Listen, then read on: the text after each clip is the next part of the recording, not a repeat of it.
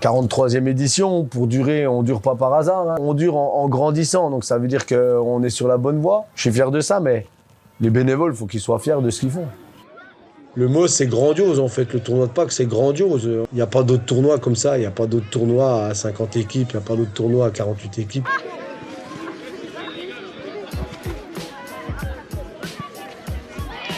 Johan Chapuis, entraîneur général du club, responsable technique du club. D'une manière générale, sur la saison, je suis responsable de la catégorie U11. Je suis aussi responsable de la catégorie senior et j'ai repris depuis le mois de janvier, suite à un arrêt, la catégorie U18 en coaching. Sachant que dans le même temps, j'ai un rôle de conseiller et d'observation pour toutes les autres équipes. Après, en ce qui concerne le tournoi de Pâques, je suis organisateur de toute la partie sportive en elle-même. Depuis le mois de novembre, premier contact avec les clubs jusqu'à l'organisation, l'animation, veiller au bon déroulement du tournoi pendant les 3 jours. 3 ans maintenant que j'ai en charge l'organisation du tournoi. La principale évolution, c'est qu'on est sur un nombre croissant d'équipes participantes au tournoi. Je crois que cette année, on a atteint le maximum de ce qu'on peut faire. On est aujourd'hui rendu à notre potentiel max. Maintenant, en termes de nombre, 48 équipes U7 sur un terrain, on peut difficilement faire plus. On a eu 50 équipes U9, donc là c'est pareil, on aurait éventuellement encore possibilité de faire 2 terrains, mais après la logistique c'est compliqué. Et puis sur les plateaux U11 et U13, cette année on était rendu là aussi à 48, donc ça c'est le max qu'on puisse faire. On s'est montré à nous-mêmes qu'on était capable d'accueillir 48 équipes. Et maintenant l'objectif c'est bien sûr de pérenniser ce système à 48 avec après le niveau de compétition qui doit être de plus en plus important.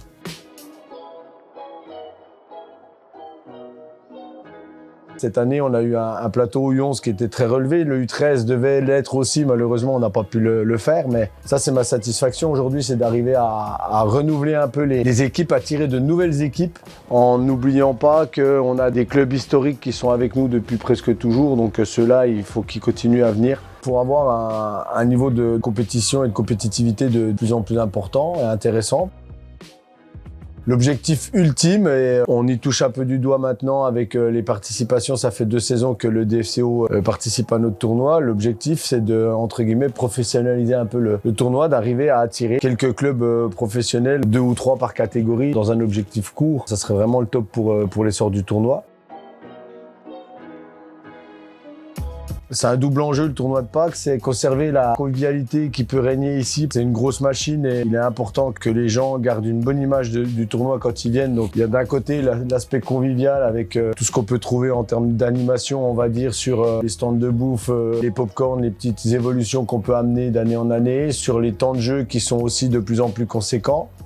Le tournoi draine beaucoup d'équipes, c'est sûr, mais il y a beaucoup aussi de spectateurs qui viennent pour regarder les matchs. Donc c'est vrai que ça fait 2 ans. Sur les finales U11, on a eu 2 très jolies finales avec de bons matchs. Le tournoi aujourd'hui a de la gueule. Parce que même avec une mauvaise météo, les gens ils sont là. C'est un vrai signe aujourd'hui. Je parle des équipes, mais on a eu des gens, on a eu de la visite, même avec la mauvaise météo. Les petits, ils ont été courageux, parce qu'au final, ce qui s'est passé, c'est que coup d'envoi du tournoi à 14h et à 14h02, il s'est mis à pleuvoir sans discontinuer jusqu'à la pause de 16h. Et on avait même imaginé écourter le tournoi U7 parce que les petits avaient froid. Puis les 2 dernières heures du tournoi se sont fait quand même... Grâce à une éclaircie, on a eu un peu de soleil pour finir la journée. Ça a réchauffé tout le monde. Ça nous a permis de vraiment finir dans la bonne humeur avec toutes les équipes qui ont joué le jeu, qui sont restées présentes jusqu'au bout. On a pu faire la remise des lots sous le soleil, donc c'était bien. Alors malheureusement, c'est vrai que cette journée du samedi, elle a un petit peu fracassé les terrains pour la suite parce que les enfants, c'est de la surface réduite et forcément ça piétine tout le temps au même endroit. Donc on est tributaire de la météo. On peut pas aller contre et en tout cas, je tire un grand coup de chapeau à tous ces petits là qui se sont accrochés toute la journée pendant 2 heures sous la pluie, mordus de ballon, donc c'était cool. Toutes les équipes, et là je les remercie aussi, toutes les équipes sont venues. Un grand coup de chapeau à tous les coachs qui sont venus et qui ont joué le jeu, quoi.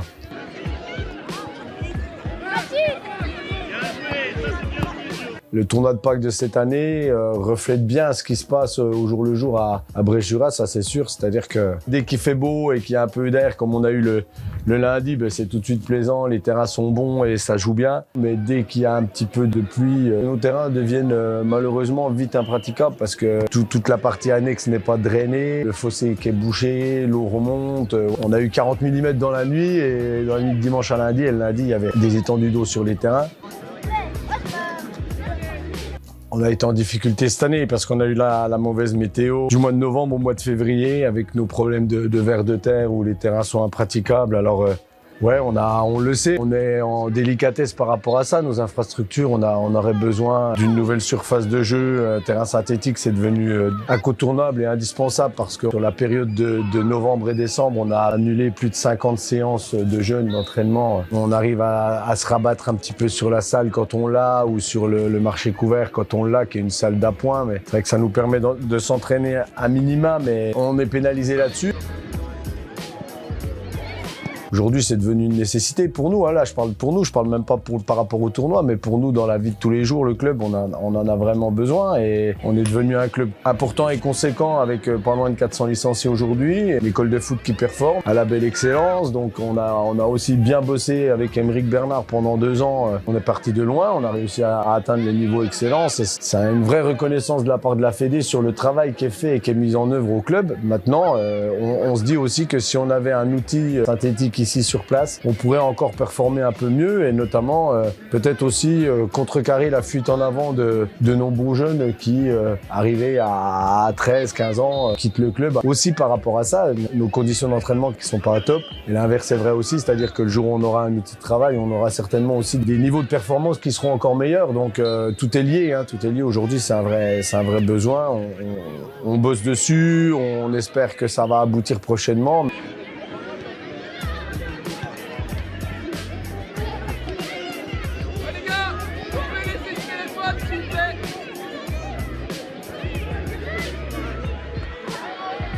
Je m'appelle Thomas Turlin, je suis joueur et éducateur au sein du club de Brest-Jura Foot. Je suis au club depuis que j'ai 3-4 ans. Sur la catégorie U11, on est un effectif d'une quarantaine de joueurs. Sur l'année, on s'entraîne les mardis soirs et les mercredis après-midi. Donc on a 4 équipes engagées. L'implication des petits aux entraînements et sur les matchs, on va souligner, c'est ce qu'on avait demandé en début de saison avec les parents, d'avoir beaucoup de régularité aux entraînements et aux matchs pour les petits, pour pouvoir permettre d'engager cette 4e équipe, ce qui permet à tout le monde de jouer à son niveau.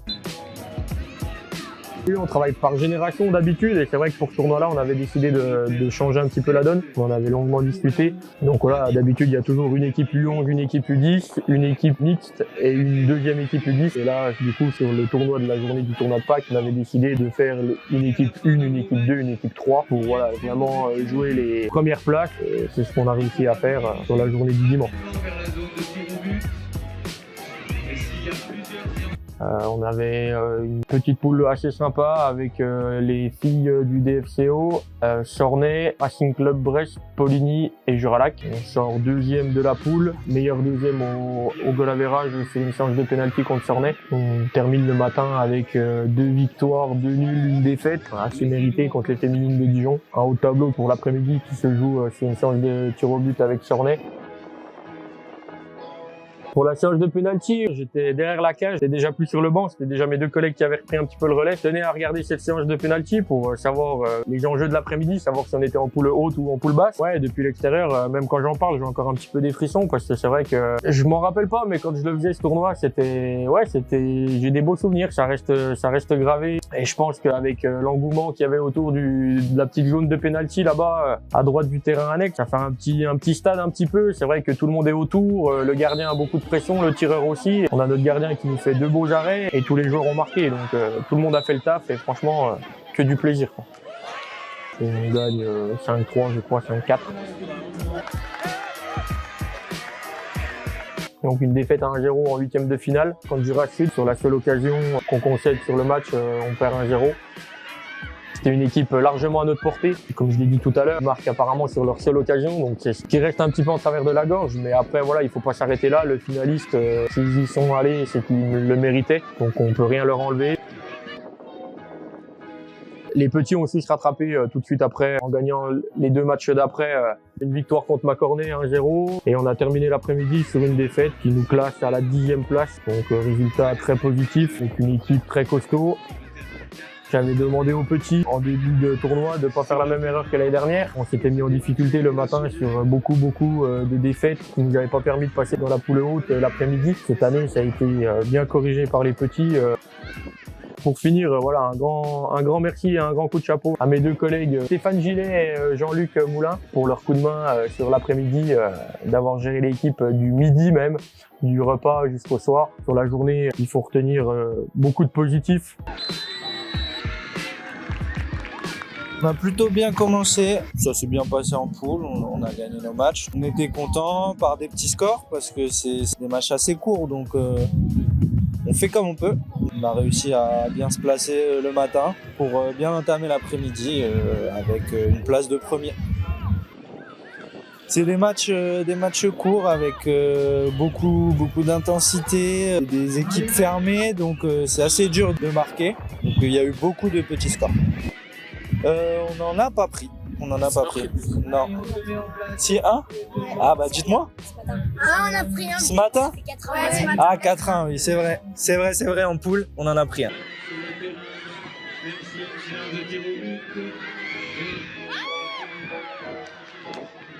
On va essayer de faire comme les autres matchs, le jouer à fond, parce qu'on peut, même si là il y a la fatigue qui commence à se faire sentir, là ils font un peu les malins, mais avec les jambes ça commence à tirer un peu, donc on fera le maximum. De toute façon, une finale, on dit que ça se gagne, pas que ça se joue, donc voilà, on verra bien ce que ça donne.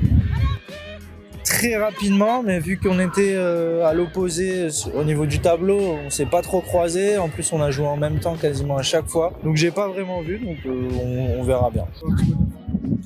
Non, bah que le meilleur gagne, hein. Et puis voilà, c'était un très beau tournoi, une belle organisation, et on va essayer de bien le terminer. Oui. On est en finale, c'est notre seul espoir pour gagner ce tournoi. Ouais, j'espère qu'on va gagner. J'espère qu'on va gagner la finale et que le meilleur gagne.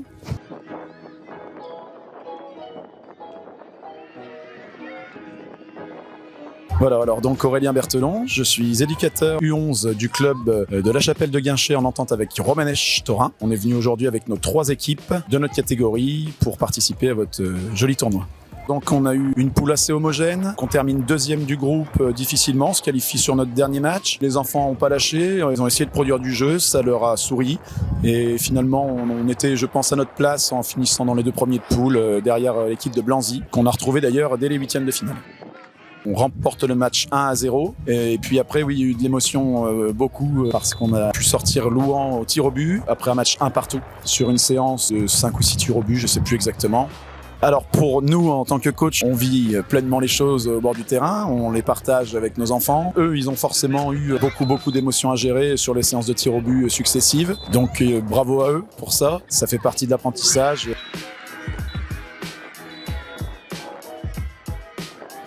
Et sur la demi-finale, contre Pérouse, on a beaucoup subi. C'était la meilleure équipe qu'on a rencontrée de la journée. Et on a eu une séance de tir au but qui s'est terminée à 10 tirs au but à 9. L'équipe qui jouait le mieux au foot pour le coup, c'était pas la nôtre. Mais les enfants ont eu une super capacité à accepter de subir et ont finalement pas volé non plus de devoir participer à la finale. Pour le coup, j'ai même pas voulu me renseigner sur des gens qui les ont rencontrés aujourd'hui parce que de toute façon, ça changera pas la donne de ce match. Là, ils ont repris des forces parce que c'est vrai qu'ils en ont quand même beaucoup dépensé. On va profiter à fond du moment qui nous attend tous ensemble avec les parents aussi. Encore merci d'ailleurs pour leur super soutien positif.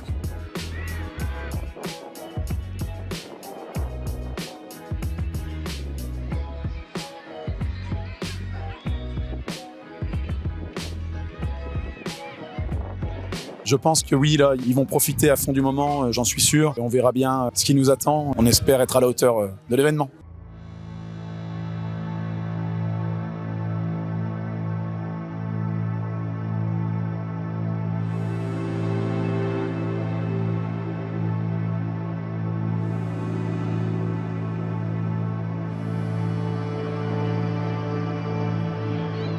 Maël.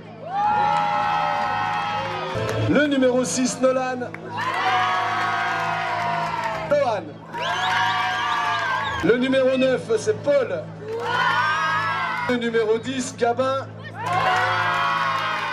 Aurélien. Et Loïc. L'équipe de La Chapelle. Arbitre central, Romain. Assistant 1, Yannick. Hicham, voilà. Pardon, assistant 2, Hicham. Imran. Timou. Enzo. Yassir. Noah. Anil. C'est Arthur. Edine. Oumer. Simon. Baptiste. Adrien. Félicitations à vous.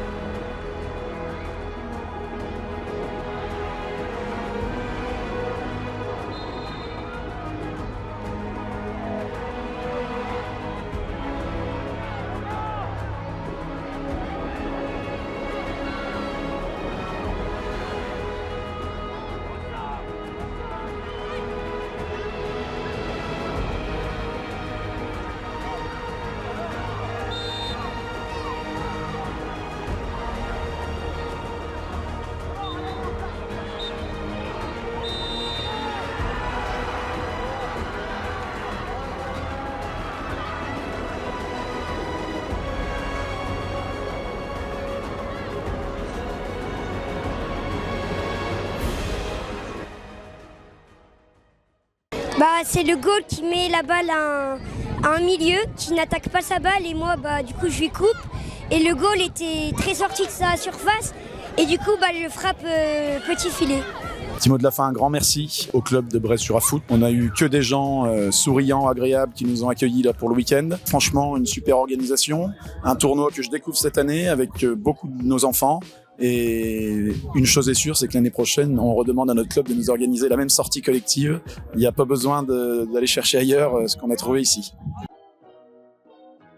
Il faut savoir que la journée du dimanche qu'on a eue, elle nous avait laissé très très optimistes parce qu'on a eu un dimanche matin nuageux, mais le dimanche après-midi sous le soleil avec beaucoup de vent. Les terrains avaient bien séché, ils étaient revenus.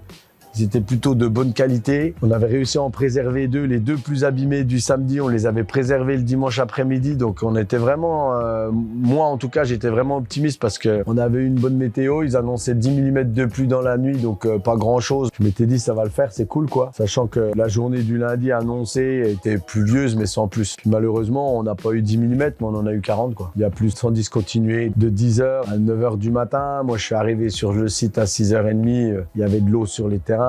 C'est pas facile à annuler une journée parce que c'est 6 mois de travail qu'on balaye de la main là pour le sportif, mais aussi pour tous les gens qui se sont organisés pour être présents le lundi, pour venir filer la main, qui avaient bossé le dimanche soir. Parce qu'il faut savoir aussi, on se rend pas compte, mais le dimanche soir, quand le tournoi U11 finit, on retrace les terrains, on remet en place les tentes. Il y a 2 heures de travail pour préparer la journée du lundi. Et arriver le matin à 6h30, je pouvais pas prendre la décision tout seul de dire, bien sûr que sportivement c'était injouable. Le tournoi U13 sera planifié le samedi 29 juin. Ça va clôturer la saison. Voilà, ce sera le tournoi de clôture de la saison 2023-2024. Les terrains, ils seront galettes. La météo, elle sera ce qu'elle sera, mais en tout cas, les terrains, ils seront très bons. Donc même s'il pleut sur une journée, ils tiendront le coup et on fera ce qu'on sait faire. Des animations, des frites, des pop-corn, des hot dogs, un peu tout quoi. Un peu de bière, un peu de coca, un peu de machin, de la musique, une bonne sono et puis voilà. Non mais c'est 29 juin, ouais, 29 juin, tournoi de clôture.